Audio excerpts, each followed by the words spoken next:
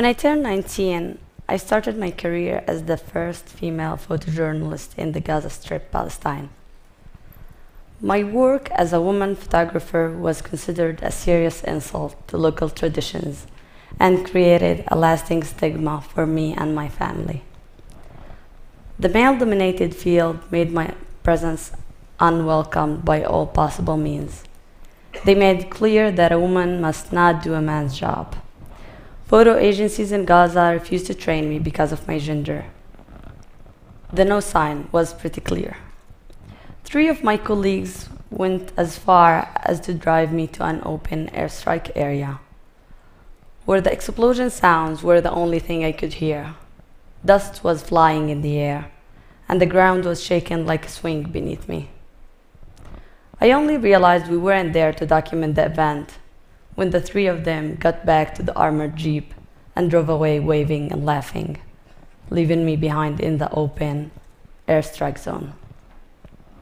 For a moment, I felt terrified, humiliated, and sorry for myself. My colleague's action was not the only death threat I have received, but it was the most dangerous one.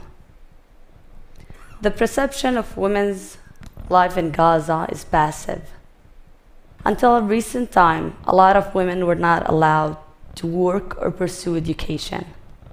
At times of such doubled war, including both social restrictions on women and the Israeli-Palestinian conflict, women's dark and bright stories were fading away. To men, women's stories were seen as inconsequential. I started paying closer attention to women's lives in Gaza. Because of my gender, I had access to worlds where my colleagues were forbidden.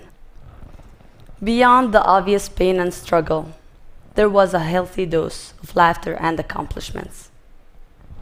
In front of a police compound in Gaza City, during the first war in Gaza, an Israeli air raid managed to destroy the compound and break my nose. For a moment, all I saw was white, bright white, like these lights. I thought to myself, I either got blind or I was in heaven. By the time I managed to open my eyes, I documented this moment. Mohammed Khadr, a Palestinian worker who spent 2 decades in Israel. As his retirement plan, he decided to build a 4-floor house. Only by the first field operation at his neighborhood, the house was flattened to the ground. Nothing was left but the pigeons he raised and a jacuzzi, a bathtub that he got from Tel Aviv. Mohammed got the bathtub on the top of the rubble and started giving his kids an every morning bubble bath. My work is not meant to hide the scars of war, but to show the full frame of unseen stories of Gazans.